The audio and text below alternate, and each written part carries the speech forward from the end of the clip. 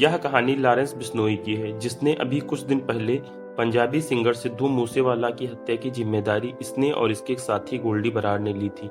मूसेवाला पर हमलावरों ने 30 राउंड फायर की थी। मर्डर की इस सनसनीखेज घटना को लेकर लॉरेंस बिश्नोई का नाम वाले फेसबुक पेज पर हत्या की जिम्मेदारी ली गई। फेसबुक पोस्ट कुछ इस प्रकार थी। फेसबुक पोस्ट पे लिखा गया था, राम राम भाई सबको। आज जो सिद्धू मूसेवाला का कत्ल हुआ है उसकी जिम्मेदारी मैं और मेरा भाई गोल्डी बराड़ लेता है। लोग हमें जो भी कहें, लेकिन हमने हमारे भाई विक्की मिड्डू खेड़ा की हत्या का बदला ले लिया। मैंने इसे जयपुर से कॉल करके कहा था कि तुमने गलत किया है। इसने मुझसे कहा था कि मैं किसी की परवाह नहीं करता, तुम जो कर सकते हो कर लो, मैं भी हथियार लोड करके रखता हूँ। और आज हमने अपने भाई विक्की का इंसाफ ले लिया। ये तो अभी शुरुआत है, जो भी इस कत्ल में शामिल हैं वो तैयार रहें। आज हमने सबके भ्रम दूर कर दिए। जय बलकारी। तो नमस्कार दोस्तों, आप सबका स्वागत है सोशल वारदात पर। उम्मीद करता हूँ आप सभी बहुत अच्छे होंगे। अगर आप वीडियो पर नए हैं तो वीडियो को लाइक करके चैनल को सब्सक्राइब कर दीजिए। तो बिना किसी देरी के कहानी को आगे बढ़ाता हूँ। कहते हैं जैसा लॉरेंस नाम वैसा ही चेहरे पर चमक, चाहे जेल में रहे या फिर पुलिस कस्टडी में। जन्म 22 फरवरी 1992 को पंजाब शहर के फजिल्का में हुआ था। लॉरेंस बिश्नोई नाम उसकी मां ने रखा था। इस नाम के पीछे एक वजह भी थी, क्योंकि वो जब पैदा हुआ था तो वह बिल्कुल दूध की तरह सफेद चमक रहा था। लॉरेंस एक क्रिश्चियन नाम है, जिसका मतलब होता है सफेद चमकने वाला। बचपन में जिस तरह से वो स्मार्ट और खेल में दिलचस्पी लेता था, उसे देखकर ऐसा ही लगता था कि आगे चल के यह घर वालों का खेल में नाम रोशन करेगा। लेकिन उन्हें क्या पता था कि नाम रोशन तो करेगा, लेकिन खेल की दुनिया में नहीं, बल्कि जुर्म की दुनिया में। वो जुर्म जिसके खिलाफ कभी उसके पिता हुआ करते थे। माँ भी विरोध करती थी, क्योंकि पिता खुद एक पुलिस वाले रहे। माँ पढ़ी लिखी, घर में करोड़ों की संपत्ति, लेकिन बेटा एक दिन भटक कर जुर्म की दुनिया में एंट्री कर जाएगा। शायद ही माँ बाप ने कभी सोचा होगा। अब इसका जुर्म की दुनिया में सिर्फ नाम ही नहीं बल्कि सिक्का भी जम चुका है। ऐसा सिक्का जिसे हिलाना अब किसी के बस की बात नहीं, क्योंकि उसकी जुर्म की कहानी उसकी उम्र से कई गुना ज्यादा बड़ी है। इस लॉरेंस बिश्नोई की उम्र तो सिर्फ 28 साल है, लेकिन अपराध का ग्राफ 50 पार कर चुका है। लॉरेंस बिश्नोई के पिता लविंदर पुलिस में कांस्टेबल थे। करोड़ों की जमीन थी। बचपन में बेटे ने जो मांगा वो सब कुछ मिला। उसके महंगे शौक, महंगे कपड़े पहनना आज भी बरकरार है। स्कूल की पढ़ाई फजिल्का में की। इसके बाद कॉलेज की पढ़ाई करने के लिए चंडीगढ़ चला गया। यहाँ डीवी कॉलेज में उसका दाखिला होता है। वैसे तो दाखिला पढ़ाई के लिए कॉलेज में हुआ था, लेकिन वहीं से उसकी जुर्म की दुनिया में एंट्री हो जाती है। क्राइम की दुनिया में लॉरेंस बिश्नोई के आने की वजह बनी चंडीगढ़ में कॉलेज के दिनों में हुई लड़ाई। असल में कॉलेज यूनियन को लेकर दो गुटों में लड़ाई हुई। दरअसल दिखने में स्मार्ट, अच्छे पैसे वाला, शरीर से पूरी तरह फिट। इसे देखकर दोस्तों ने उसे कॉलेज में चुनाव लड़ने के लिए तैयार करा लिया। लेकिन लॉरेंस की बचपन की एक आदत रही है, वो जो कुछ भी करता है वह बड़ी शिद्दत और प्लानिंग के साथ करता है। अब चुनाव लड़ना था तो उसने पहले एक ग्रुप बनाया। उस ग्रुप का नाम रखा student organisation of Punjab university, यानी शॉर्ट फॉर्म सोपू। यह संगठन आज भी है, भले इसे बनाने वाला आज जेल में है। तो लॉरेंस बिश्नोई ने पहले संगठन बनाया, उससे छात्रों को जोड़ा और फिर कॉलेज में अध्यक्ष पद पर चुनाव लड़ा। जीतने के लिए खूब मेहनत की, लेकिन नतीजा कुछ अच्छा नहीं रहा। वो चुनाव हार गया। उसे हारने की आदत नहीं थी, लिहाजा वो इसे बर्दाश्त नहीं कर सका और गुस्से में जाकर वो एक रिवॉल्वर खरीद लाया। अब जब हाथ में हथियार लग जाए तो फिर गुनाह की दुनिया कब तक दूर रहती है। ये कोई नहीं जानता था लॉरेंस के साथ भी ऐसा ही होगा।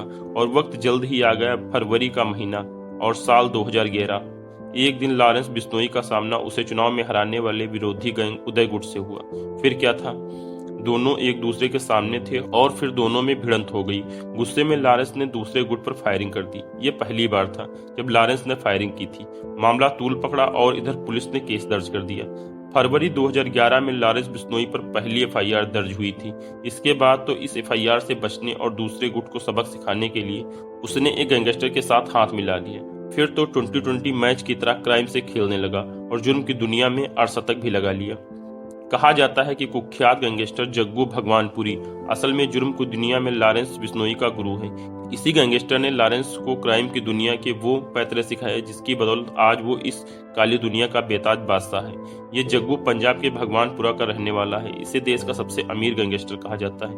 अब तो जग्गू भी दिल्ली की तिहाड़ जेल में बंद है, लेकिन एक वक्त ऐसा भी था जब पंजाब की राजनीति और अपराध में जग्गू का न सिर्फ रुतबा था, बल्कि उसके नाम से ही हर काम हो जाता था। उसके धनवान होने का अंदाजा इसी बात से लगाया जा सकता है कि कुछ साल पहले जग्गू के पास से पुलिस ने 2 करोड़ के हथियार बरामद किए थे।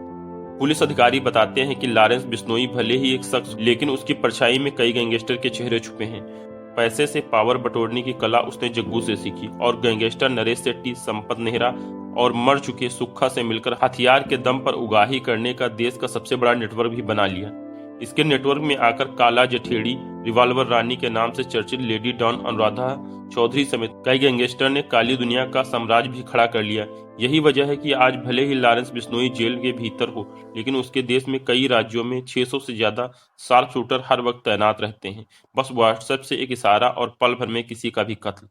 ये लॉरेंस बिश्नोई का शातिर दिमाग और तेवर ही है जिसकी बदौलत उसका नेटवर्क कई राज्यों में चल रहा है।